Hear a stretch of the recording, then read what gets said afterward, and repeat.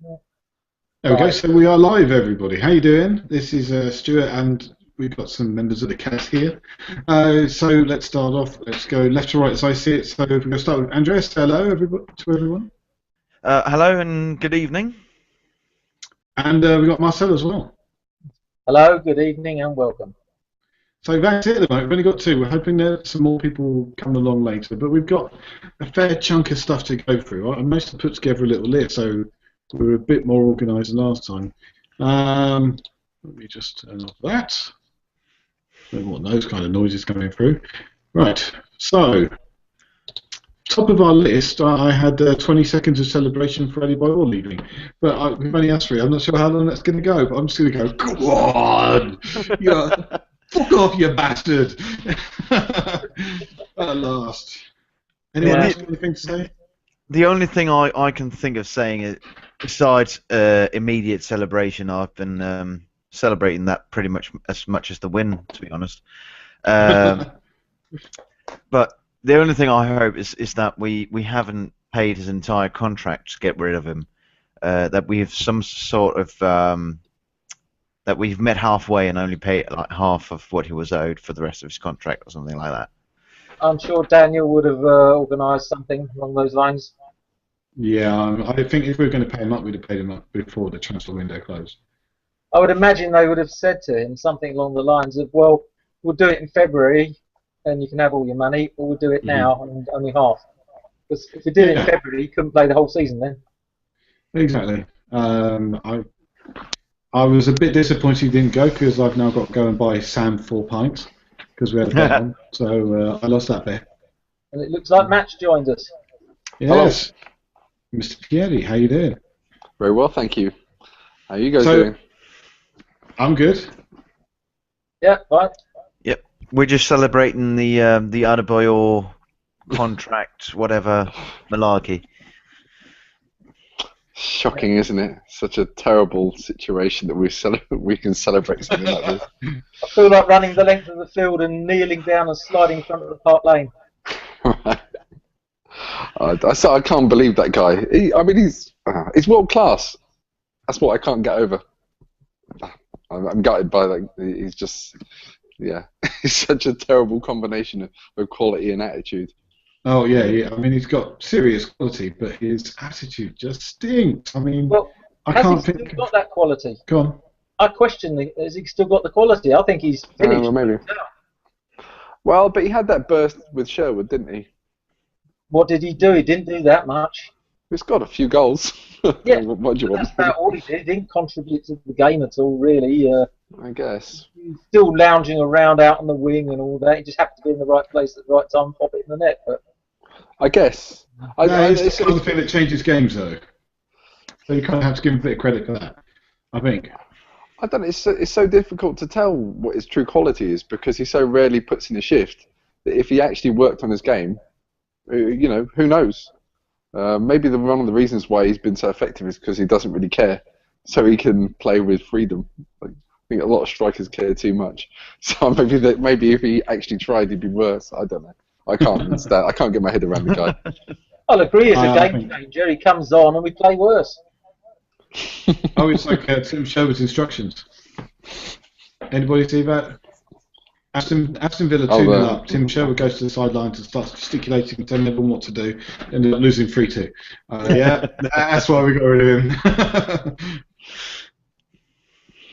Alright, so we're done with celebrating Adebayor's departure. I think we should give him short shrift. I'm done with that, man. Anyone got anything to say? Or we're just going to leave it? What about? Adebayor. Adebayor. Yeah. We've done him to death, haven't we? Yeah, I think so. So let's move on. We've got next slow start to the season. We got 3 points yesterday, so we've only lost one match. Is it really that bad? And that match we could have won. I thought we played pretty well on the whole. I mean, it's easy to say that now we've got 3 points. I don't think it's been as bad and doom and gloom as a lot of people have made out.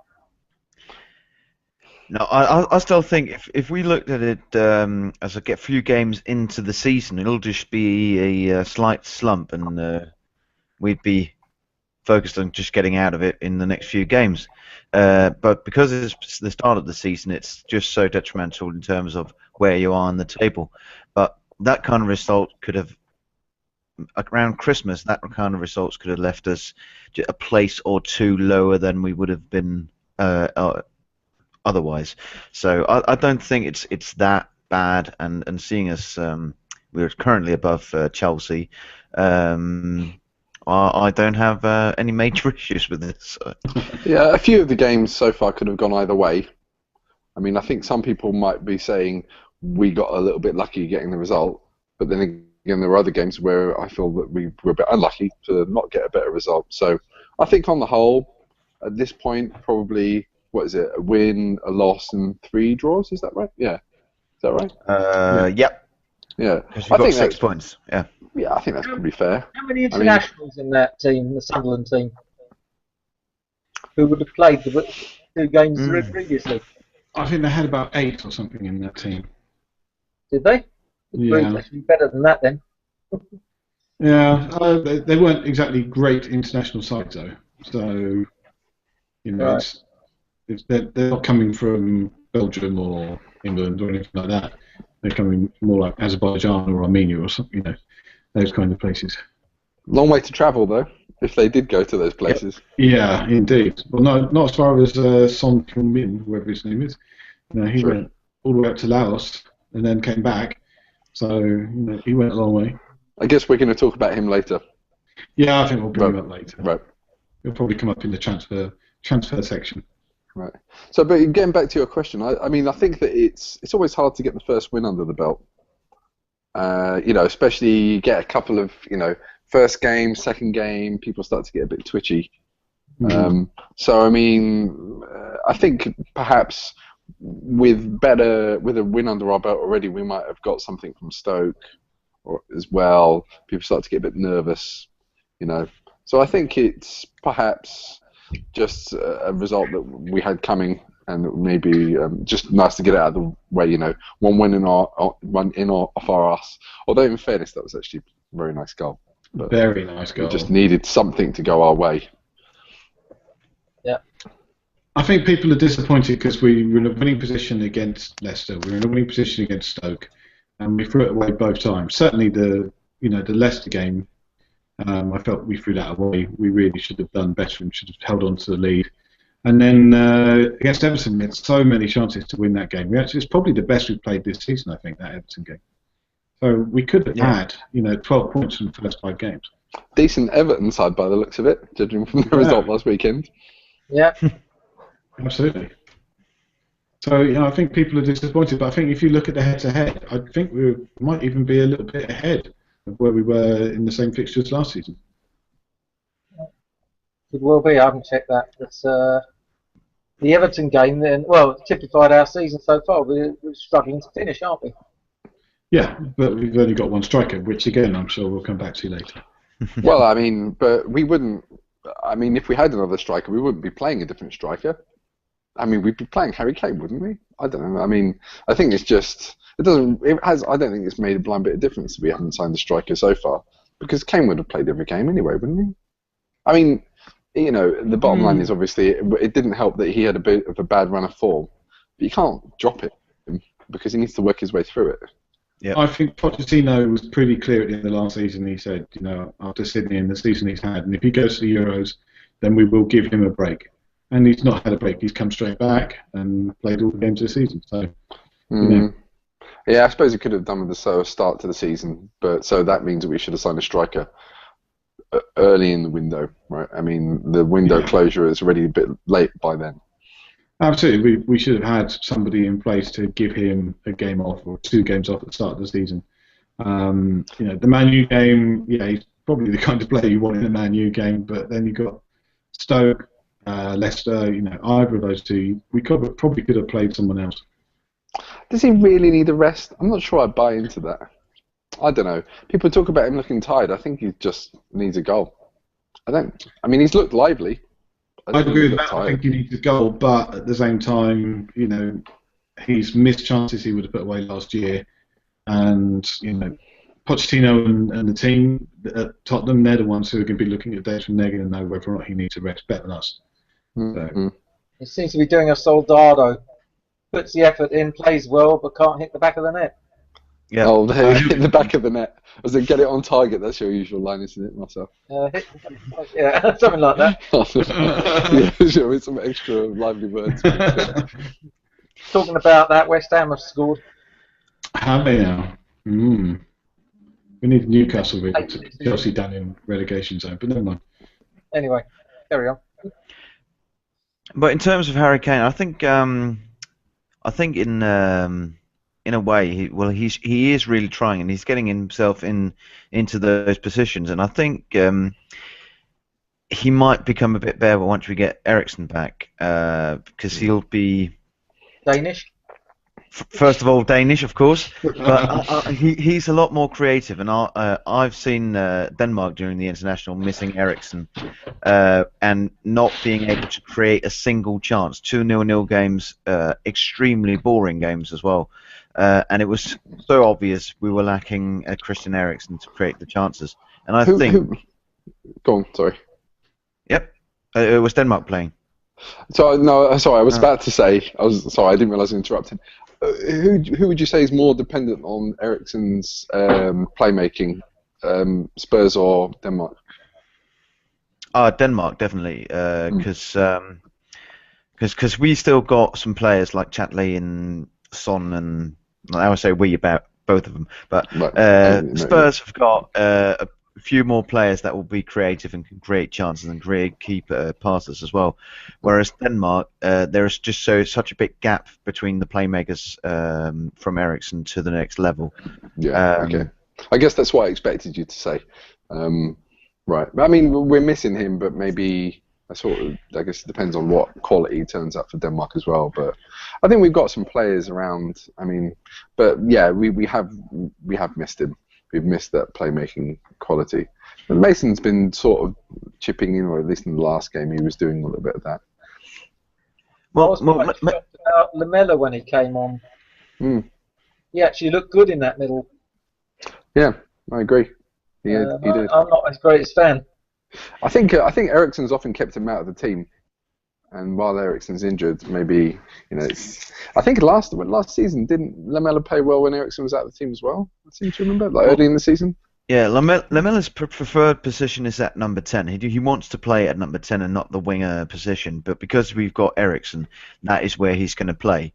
Didn't we buy him as a winger? He played on the left-hand side when he was at his club in Argentina. He played on the right-hand side when he was in Roma. And both clubs, I think, said he'd be best as number 10. But he never played that position for them, or very rarely anyway. Well, in Italy, he's probably lightning fast. Well, I think even the game has been much exaggerated, but still. But again, if you wanted to play at number 10 in Roma, you had to beat Totti at the moment, wouldn't you? Yeah. Right. But they said he was the understudy to Totti. Yeah. So, and he obviously never got that chance because we bought him. So I said, how many clubs are out there that can afford to spend £30 million on a substitute, or 30 million euros anyway? Well, I've seen Man City fans bragging about how much money they spend on players. So why shouldn't we do that? Just use it as something positive. Look at how much money we can actually afford to pay for players that don't play for us. So this is my rant of the week. Oh, I like everybody to rant. I don't get it. Why are we talking about his price tag? It's just completely irrelevant. I think I probably ranted about this last time as well. just let it go. Like people are using it to hang him by. It's not his fault. Oh yeah, it's not his fault. But I think the price tag has some relevance. If you've got a club that has limited means like we do, I think the club has to spend the money correctly, and it's not his fault that they spent that money. Right. But the people whoever sanctioned that signing at that kind of money certainly expected more than he's produced so far. While that's true, I think maybe we can suspect that one of the reasons why we signed him is gone, in the sense that Baldini has gone. So, but you can ask questions about the way the club is run, and the way the club was run, I guess you could say. But that's a valid statement. But what does it mean for Lamela now? And I think it clouds people's judgment of Lamela. I'm not saying it's true of you, Stu, but I think many people have said some ridiculously harsh things about him, like worst Spurs player I've ever seen. And it's just ridiculous. He's just not that bad. He's not. Did as they good never as his see price tag. Gregor Radziak or Tramezzani or Well, you think, numerous other players we could mention? Yeah, that's a whole podcast in itself, isn't it? Yeah. My main gripe with Lamela is that he always does the complicated stuff. He never just does the simple stuff. And you know, I would go differently. I would say he managed to make complicated stuff look quite easy, and then when he tries to do the simple stuff, he screws it up. but that's pretty much the same thing, yeah. Yeah, but when he does try to do a simple thing, but he ends up passing to the opposition. You know, simple 5-yard ball will go to the opposition. But He gets lost sometimes. He's running with the ball, but then he seems to know what to do with it. But that's again, I mean, this is the mistake, isn't it? I guess because he's trying to run with the ball. Maybe it's because he's being played out of position. He shouldn't be running with the ball, trying to hit people on the break. He should be playing as a pivot, not as a sprinter, because he's rubbish running on the ball. Yeah, it's true. We've certainly seen he's got some vision when it comes to passing, threading the ball through. You know, that pass for Mason was fantastic. Yep. Also, one of the key things that Lamela brings to which he is English not good for clouding brain. Well, one of the things he's got going for him, which other wingers haven't, is the fact that he's actually quite good on tackling. He's very adept at getting the ball back, and if you get that kind of talent into the midfield, where at number 10, and you start pressing at number 10 on their side of the pitch, on the opponent's side of the pitch, you actually get a chance of winning the ball back in a very dangerous area as well. You don't get that chance as much on the wing as you do in the centre of the pitch. So I think one of those kind of things also makes him a more I think he would be better at number 10 in that regard as well. But I think that's true of a lot of Poch's front line, isn't it? I mean, they've all clearly had it drilled in that they have to chase hard to win the ball back. And that's a key part of. I mean, that might also be one of the reasons why people wonder why Lamela's gotten picked at times. But I think it is partly because he works very hard to win the ball back, and that's key to Poch's game plan. I think Poch's game plan is about getting the ball quickly, as soon as very, very quickly after you lose it, and doing something dangerous with it. But we're doing half of that. We're getting the ball back quickly, but we're ponderous in possession at the moment. Yeah, ponderous in possession, or just basically trying to seek out the way through packed defences. Because I've noticed almost every team, as soon as we get possession, have put 2 banks of 4 up against us. And, but if you've got quick passing and good movement, then you negate that. And what we've got is people that pretty much stay in position. We used to be the pass and move side, now we're the pass side. But I think that this is 2 different kinds of possession football, right? This is 2 different kinds of attack. Because the point is that if you win the ball high up the pitch, you go for the jugular in this system. But then that's not the same as when you're playing the ball out of defence. The other team is set up and ready, and they're in 2 banks of 4. That's a different situation. If you nick the ball off their back line and we run at the defence, and I think we still do that. But maybe what Poch is having a bit of difficulty with is figuring out how to break down teams that are settled in the proper defensive formation. He wants to hit people where the turnovers happen. And when that's all settled down, we don't really look that incisive. But I think that's where we just need, I think things haven't quite settled down yet in terms of, teamwork and passing and breaking teams down. And we have missed Eriksen for that, for sure. Yeah, for me, I don't think Eriksen's been that great in the last couple of months of last season and the start of this. I mean, he's played this season, hasn't he? But he wasn't outstanding in any of the games. Yeah, true. But then again, absence make the heart grow fonder, isn't it? I mean, I don't know. I think as a general rule, we're a little bit overcritical as Spurs fans. But personally, I think that we've done all right. I think we're, there are a lot of teams that are very, very defensive against us and set up very carefully to make it difficult for us to break them down. And we're still managing to play pretty well. I don't know. I think it's still a little early to say. But I think Eriksen's one of those players that I feel gets a little bit unfair criticism. Personally, I think he's done very well for us. I think he's done well. Again, maybe I shouldn't say this because I was arguing price tags don't matter, but he's played well beyond what you would expect from his price tag. Well, I think we got him very cheaply for the player he is. Frankly, I mean, I was expecting us to pay him more than we did. But in defence of Eriksen, I think he's been played out of position. I don't think he's a left winger, and he's been played down that left-hand side a lot. And he's not that kind of player. He should be knitting play together in the middle. And Sam has joined us. Hello, Sam. How's it going, guys? Hello. All right. So slow start to the season done. Are we done with Harry Kane? International football. Everybody give him a round of applause. We're all happy with that. Yeah, done.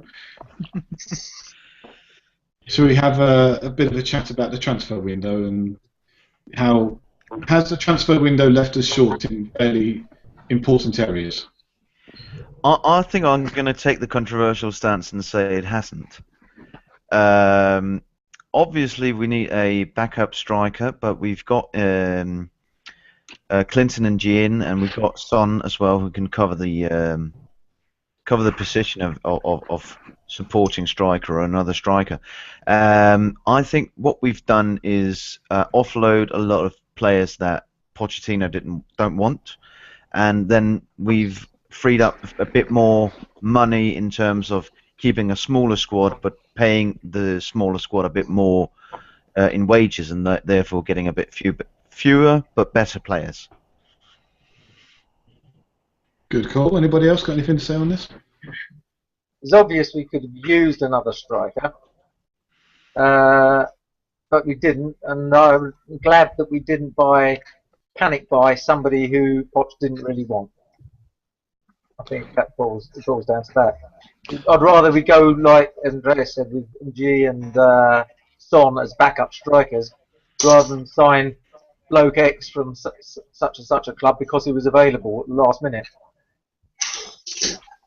I suppose there's also the likes of Chadley that can cover. I mean, we've got lots of these support strikers, these wing forwards, but we don't really have someone who can do Kane's role. But I suppose the closest is maybe Chadley, possibly. I guess Son might be able to do it. Maybe, I don't know. I've not seen enough. Chadley's played striker in Belgium before. I think he's quite good at it. Well, Chadley's played striker for us as well, and has scored. I think he's scored 3 or 4 goals from that position. So I don't think it's a bad backup to have him as an alternative to Kane. I think wasn't it something that Poch got a lot of criticism for, subbing Kane off and pushing up Chadley, and then we let a lead slip. Who was that against? Yeah, Leicester? That was against Yeah, Leicester. it was against Stoke at home. And we Stoke at ended home. up Chadley was awful up front. Is that punny in there in a tunnel? In the In the pitch train black. tunnel? Yeah. It's a black box. The mystery man. What So are they you doing, turn your punny? lights on. Or actually, Sorry. on the other hand, don't. Harsh. Yeah, so I mean, I think that Chadley might not have put in a great performance in that particular over those few minutes, but I mean, what can you learn from that? I don't think that proves anything really. I don't think you can learn anything from 10, 20 minutes of football. So I don't really read much into that. I don't think Chadley's a frontline striker. I think he's a good player. I like him as a player. But I think we're pinning an awful lot on someone like G to come in and really step up to the mark. He's played up front for Lyon, but he also came from a wide position more of the time. So you think that Ng is the main backup choice? I think so. I don't think Son's a striker. I don't see Chadley as a striker. But Ng hasn't scored. But Ng hasn't scored many goals. He scored more than Anthony Marshall. So. Well, he's played more than Anthony Martial as well. Well, that's very true. But I mean, that's shocking for a different reason. But anyway. Yeah. I don't see any of those players as backup strikers, to be honest. I mean, we can move on to NGA a bit further down the road, but I mean, as far as I'm concerned, Kane is the only proper striker we have, and we've got no one else to come on who knows how to play as a striker. All of the Suns and the NGAs and the Chadleys are, as far as I'm concerned, wingers who could maybe do a job up front for 10 or 15 minutes here or there, but the fact is, against any half-decent opposition, they're not good enough strikers for Tottenham Hotspur. So I think... Do we know that's the case? Do we know that's the case, though? I mean, I don't know. We were surprised about Dyer. Most people wouldn't have considered Dyer as a decent defensive midfield option, but now we seem to be proven wrong, or it seems. But I don't know. I'm clutching at straws here, but I'm hoping that Poch sees something that I haven't seen.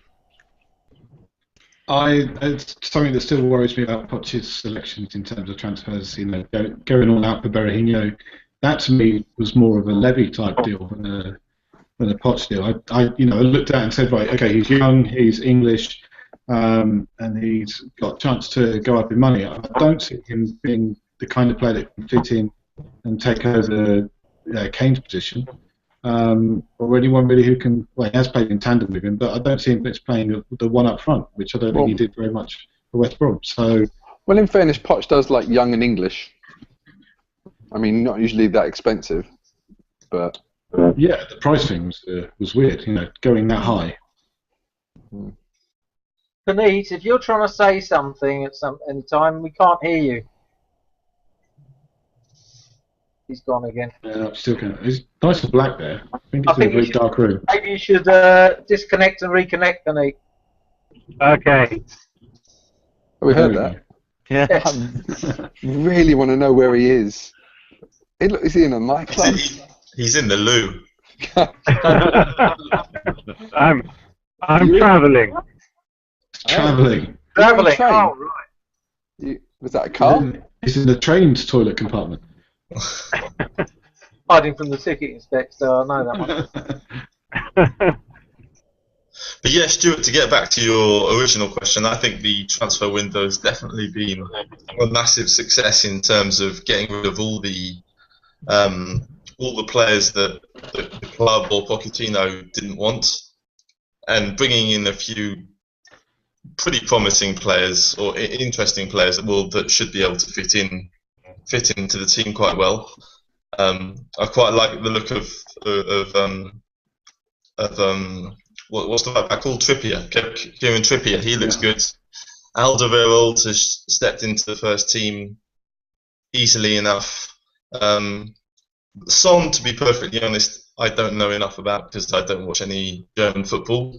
But we've paid a lot of money for him. So I mean, for a club that's our size, that's a lot of money to spend on a player. So I'm hoping he's going to work out. NGA, I'm not convinced about, just because reading through all the reactions from all the Lyon supporters, they're just over the moon because they think they've got a really, really favourable deal out of us. So we'll have to see how that one works out. I mean, I don't know what's his status at the moment. He's got a work permit, so he should be able to be playing for us. He's injured. He's injured. Is he? Oh, okay. I was going to say I was hoping to see some of these new players on Thursday for the Europa League, because if there's one easy game we've got coming up over the next few weeks, it's Thursday night. So hopefully Kane will get a rest. And I'm not even sure it's that easy. You know, Celtic struggled against Karabakh, so I'm not sure it's going to be as easy as everybody thinks. May well be like playing against the top of the league championship side, which is never easy. Yeah. Did anybody think we'd be playing a full strength team? I hope not, because Kane definitely needs the rest.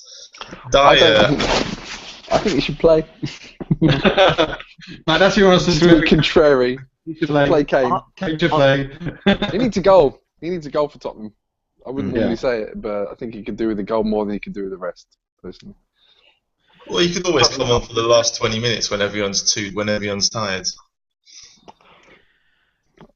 Well, in terms of starting a full strength team, I still think we've got so much quality in our backups that we can actually feel almost full strength team, despite perhaps changing 5 positions. If we play Trippier, if we play Rose, if we play Bentaleb, Lamela, we probably wouldn't be worse off than we were in the weekend. So I think we've got some good quality backups now, and we might be seeing a few youngsters in with their Winks and Anoma, or depending on who's still at the club. I don't know who's loaned out, but I think we'll see a backup but quality backup team on Thursday. We have a bit of an issue in the centre of the park, though, don't we? Because Dembele's injured now. We don't know the status of Mason. Bentalab's out for 3 weeks.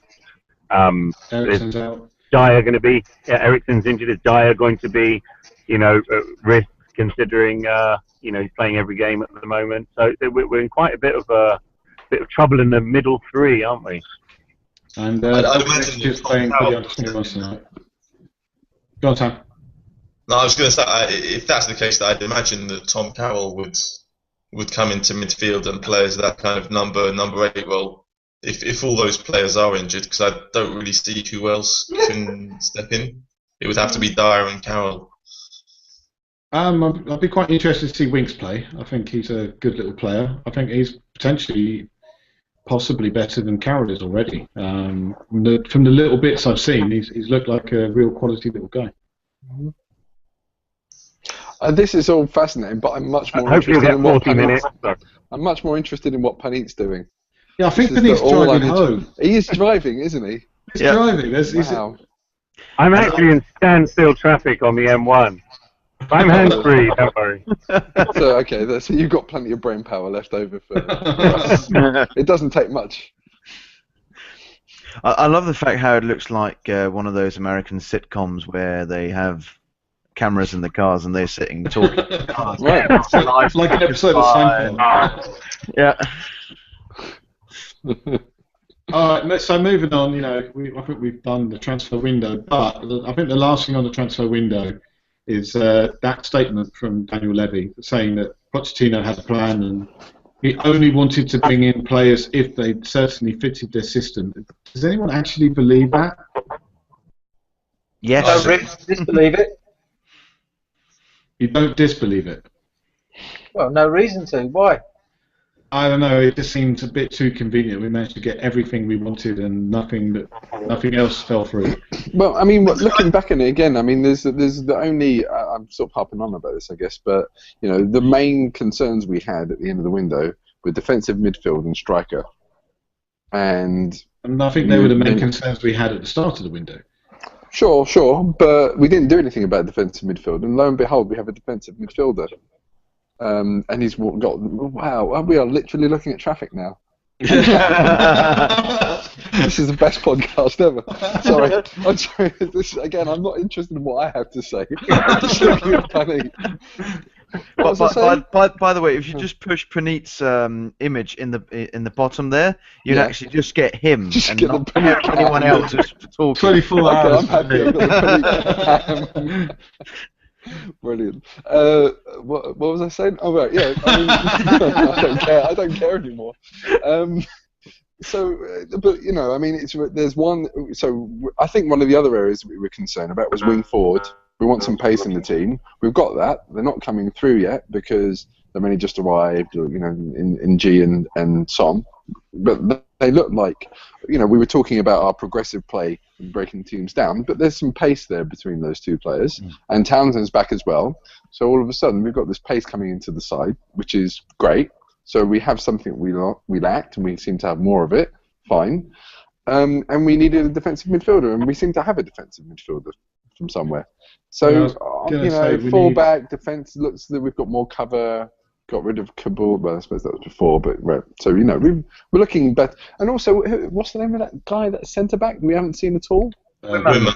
Wimmer, yeah. Why? What's the deal there? I guess he's just being trained, getting up to speed or something. I think we'll see him on Thursday. Right, yeah, hopefully. Isn't he like 7 years old or something? He's like 23, I think.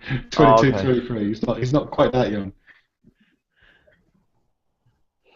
But so I mean, again, just to finish off that point, that maybe Poch didn't want other players, because in every other position, I think we're looking reasonable. At least, unless you spend stupid money, I think that the sort of good quality, sort of 15, 20 million quality players, we seem to already have them. Well, I think we went after Berahino, and I think simply they sat down and said, well, we're going to pay this much for him, and we're not going to overpay to get this player in because he'll be this much worth to us. And that's the price that West Brom didn't want. So I think that's the only reason we didn't get him. But other than that, I think targets were evaluated and found to not fit in the system, to be honest. But it's still a peculiar one, isn't it? Because he's really not much of a replacement for Kane either. No. So where's the Kane backup? I mean, we never seem to really target a Kane backup, as far as I can see. That's what I'm confused about. Really. Well, what if Pochettino doesn't want to play with a Harry Kane? He wants to play with Magic 10. He wants a false nine. He wants inside forwards, and he doesn't want the out and out striker that Harry Kane is. Harry Kane out. Harry Kane out. Yeah. Well, I think Harry Kane could quite easily play as a non-out and out striker as well. So true. Yeah. Yeah. I think Harry Kane is an unbelievable player that we've kind of lucked into. We didn't know we had this player 3 seasons ago. So. Okay, Poch's system. We're talking about. Is he playing with inverted wingers and a false nine? Does Poch have a system? And if he does he actually have a plan B to go with it? Well, as Matt said earlier, I think it's all about he's all about our transitional play, and we're really working hard on when we get the ball back to get forward as quickly as possible-ish,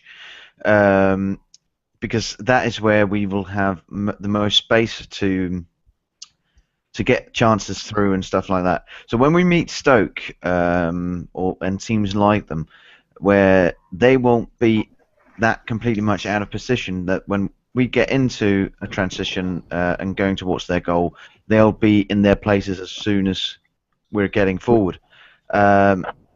So yeah, I'd like to see a plan B and hopefully some ideas of how to open a defence that's completely shut down like Stoke or Chelsea. Well, not Chelsea at the moment, obviously.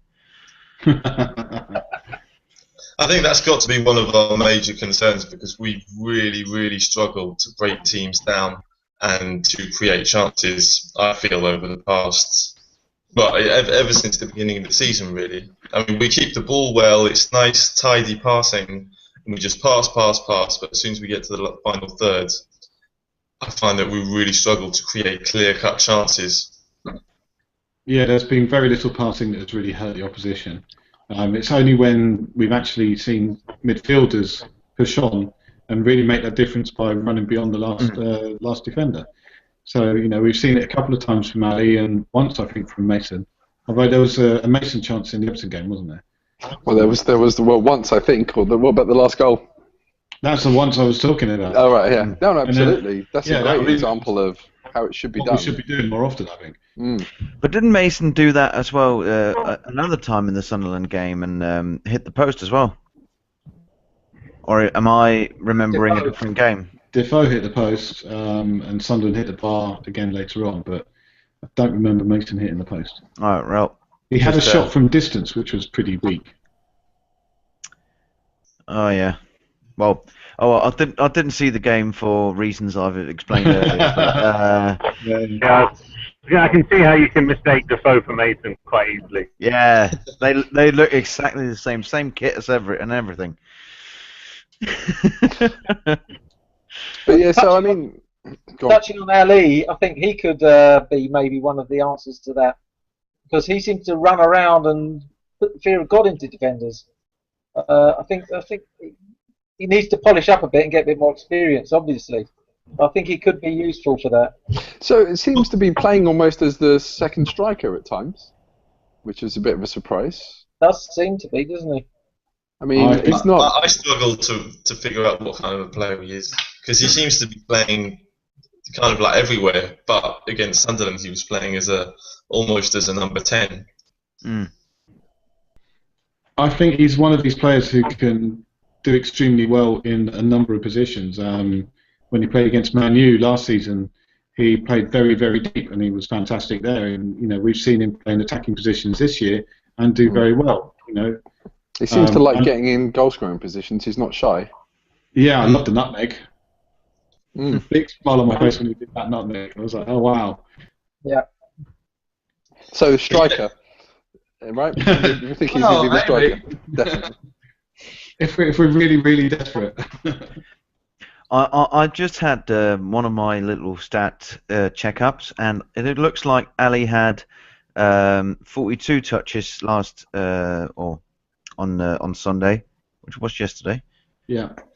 And Kane had 59, but most of Dele Alli's had more touches in their penalty box and besides their penalty box than Kane did. So he did actually get the ball forward and passed it or crossed it from there. So he was the striker. He was the striker. Kane was playing number 10, obviously. But he also has a bit of heat or a few touches in our own, just in front of our own penalty box. So he was all over the place, Ali. One thing I have liked about our play recently and this season is we don't seem to have been bullied. In previous games last season, games like this, we got kind of pushed around a bit in places and made to look a bit second best physically. And I haven't seen that this season. I've seen us stand up and fight a bit, and I like that. But Mason's always had a bit of bite to him, and Ali seems to have a similar kind of trait as well. Yeah, and playing Dyer in midfield has certainly helped that. But I still think that in the Stoke game we did allow ourselves to get bullied, or physically bullied anyway. We looked intimidated at the end of the game, in my opinion. We got a little bit steamrolled. The crowd were very up for that game, as I recall. That's always going to be difficult when the home side is really pushing their players on. I mean, they had the momentum with them as well, right? This is after the equaliser, I guess. It was once Harry came off. Yeah, it was once Harry came off that Stoke saw with outlets. Forward, we had not one player that had the capability to up for, and Stoke way. I'm sorry for that. I can't hear a word. I'm sorry. I think we can guess what you're saying. Yeah, when Harry Kane went off, we had no one holding the ball up, and everything just came bouncing straight back. I think. Yeah, it was Mark Hughes basically saw that straight away and made his changes accordingly, and that book. So it was our own fault. Yeah, I'll agree with that. I think Hughes reacted the best out of the two managers, certainly tactically. And yeah, I think we kind of threw it away, but I think we also threw it away in the Leicester game. So it wasn't. It's not the last time we'll see it this season. We're going to see periods where the players don't concentrate properly because they're young. These are still very young players. Yeah, but I think that's division, aren't we? Youngest squad in the division, aren't we? Yep, so far. Youngest average age in the teams as well when selected. Mm-hmm. Yeah. Oldest outfield player is Fazio at 28. Actually, I've forgotten about him. Well, he might be on Thursday as well. Completely forgotten about him. But yeah, to get back to the earlier question, I really do think our play is too slow, and I think that the injection of NGA or Son and Townsend coming back into form I think that'll help us speed things up a bit. And I really think we need Eriksen back as soon as possible, because he is really our only playmaker and the guy who can create chances out of nothing with a touch here or a pass there. Right. So one of the things that I find a bit odd about this formation is that, so for you to break teams down, you really need to be prepared to be fluid, right? The players need to swap positions, interchange, run beyond each other, drop in. There needs to be a lot of movement. And from the days of AVB, we just didn't seem to want to have that kind of level of fluidity. Players had their areas, and they passed it back and forward slowly to each other, and they kept their zones. It was very, very cagey. And to a certain extent, maybe to a lesser extent, Poch is doing the same thing. We're playing quite high up the pitch, but we're not being particularly adventurous, partly because I think if we do lose the ball, it could come very quickly back at us and we could get hit on the break. So, I mean, it's almost like what we really want to do is keep the ball high up the pitch, let them nick it, and then steal it back quickly. So we want the turnover. Right, we'll keep the ball, try and take it off us, and then we can have a turnover. Please take the ball off us so we can have a turnover, and then we can play on. And then we might score. Right. Oh, there you go. I figured it out. That's called nonsense. But I mean, you've got to take a risk otherwise, right? You've got to be prepared to have that level of mobility. Otherwise, you're not going to do anything. You're just going to keep the ball. Yeah, I think as we talked about earlier, I don't think Eriksen's the only one that can play together. Lamela has shown that he's got a good pass on him. He seems to have an understanding of space, but he's not brilliant at actually running with the ball, which was one of the things that we thought he was good at when he signed. Yeah, he wasn't not a barrel really replacement. doing that many things, is he, Lamela? Well, he had what, created 4 chances yesterday. Did he have the most? You have the most assists last season? After Chadley, I think it was. Was it after Chadley? Or I think it might be Kane came top, then Chadley, and then Lamela. Not sure about that one. I need to check with our resident stats man. Yeah, absolutely. Andreas, get on it. There we go. Yeah. I'm looking at key passes, which is passes that leads to a shot. Per 90 minutes, Eric Lamela creates 6.6 key passes. Last season? No, this season. Come on, get on it. Last season. Last season. Oh. Well, he's played so little this season. I'm not sure what we can learn from that. I'll have a look. It's just like watching paint dry. But yeah, I mean, I think that welcome to the podcast of a guy looking up stats on the internet. Whilst Puni tries home. Yeah. Yeah. We'll come back to Stato in a minute, maybe.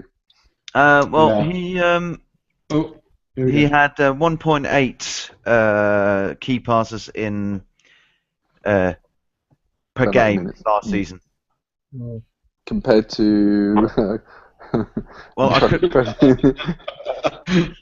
Well, come on. The issue being here that I have to go to check the player's history. I have to go into the players. But to compare him to Christian Eriksen, I'm having a bucket load of clicks. Christian Eriksen made 2.2 key passes per game last season. So probably one of the higher ones as well in the team. And I think that the interesting stat about Christian Eriksen from last season was the fact that he only had 2 assists in the Premier League. Yet he had like I think he had something like he must have had. Got into double figures for goals, didn't he? Well, he did.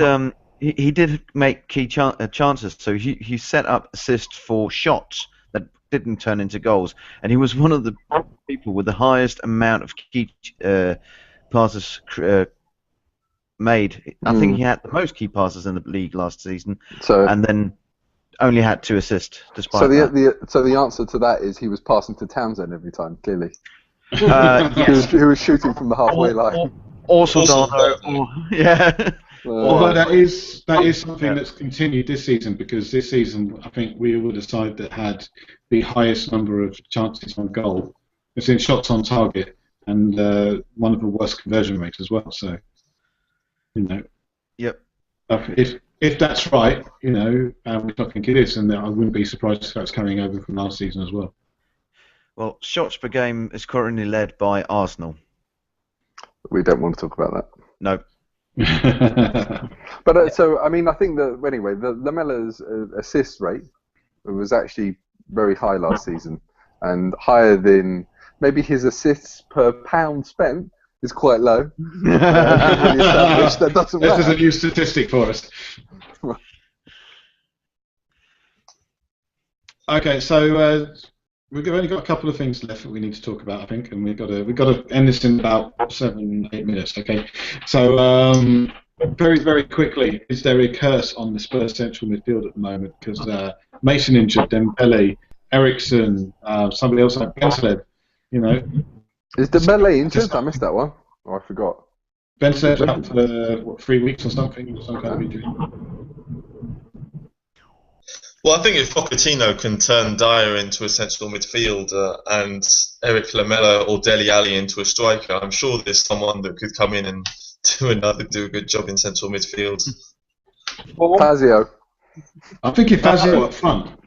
I think Fazio a good header of the ball. He had an assist last season, so Fazio up front. Up front, What's not Brad midfielder. Friedel doing? I honestly wasn't aware What's that, that Fazio was still on our books, to be honest. He's still on our books, yeah. Still with us. That Adebayor, he can play up front. He's gone. He's on a free. He's a free agent now. Oh, really? Bargain. Yes, that happened about 3 weeks too late. So, but there is a fair few. Is Punny talking? Is that Punny Panit's talking? trying to talk, but we can't hear you, Panit. Yeah. So there are a few central midfielders knocking around the club. That's true, right? Kids and stuff. So they should be able to find someone. Well, Tom Carroll and Alex Pritchard, I think, could do the job, especially on Thursday. Richard injured still. Oh, yeah, he might be. I thought he came back. Didn't he play? He played a couple of minutes, didn't he? Is he injured again? Who's Yeah, this? I think so. Injured again? Bensled's injured. Right. Obviously, we've got Winks, Omar, Velkovic, but Velkovic is playing tonight in the under-21s game. So I don't think he'll be playing on Thursday.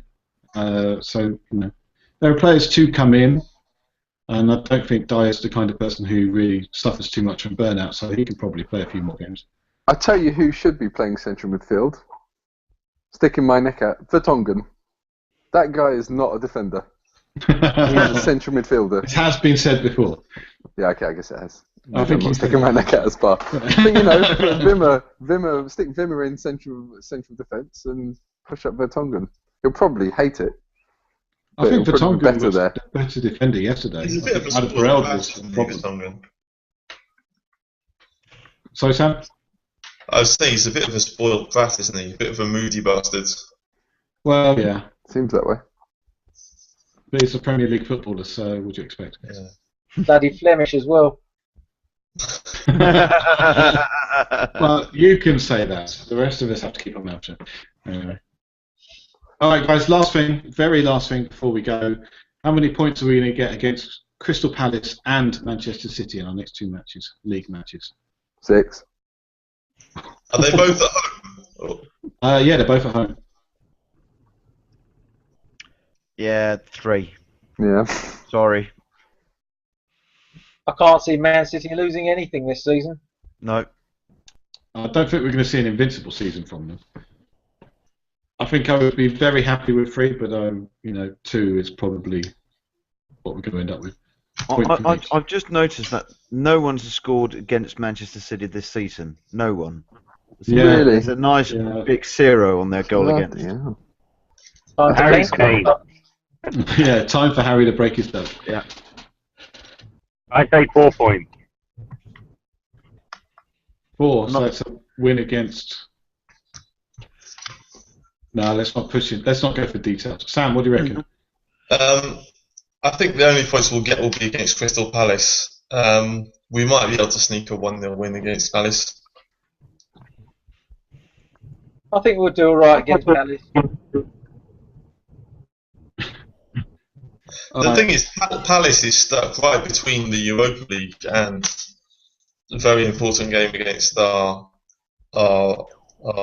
enemies on the following Wednesday. So right. there's going to be quite a bit of squad rotation going on over the next 15 days, which is probably why it's important for us to rest a few players on Thursday and fingers crossed we get all our other players back as soon as possible. But we are, as a club now, all playing the same kind of system throughout the teams, under 21s and everything else. So theoretically, somebody should be able to slot straight in, which is not what we've done in the past. I think I think we'll play with roughly the same side between Palace and Scum, personally. Yeah, I think we can afford to play players twice in, 3 times in 8 days or something. So it's still quite early in the season as well. I'm not particularly worried about resting players yet. Maybe I should be. So in my serious answer, not the 6 points one, the proper answer. I mean, I suppose that Man City will come at us, and maybe it'll be a bit of it'll be nice for Poch to play a team that is a bit more, I'm not going to say open, because they're clearly very hard to score against, but they get up the pitch, and maybe we'll have more of those opportunities to just nick the ball and get at them. So, I mean, I think it's not the worst team to be playing. Saying that, I don't think we'll win. So, but yeah, I'll be optimistic and say 4 points. Okay, I think that's pretty optimistic. 2 would be nice for me, I think. Well, I think also probably being pessimistic. Well, we got our win under the belt as well, which I think will morale will have a little bit of a lift from that. Mm. All right, guys, I'm going to have to call an end there because it's time for me to go. So I've got another video to do now. Actually, I've got 6 of them. So it's all down to promotional work for the business now. All right, so guys, thank you very much. Thank you for doing this, and can we all get together in about a month's time and do it again? Absolutely. Definitely. Sounds good. All right. Sounds See you good. guys. Bye. Take care, guys. Cheers. Bye. Bye.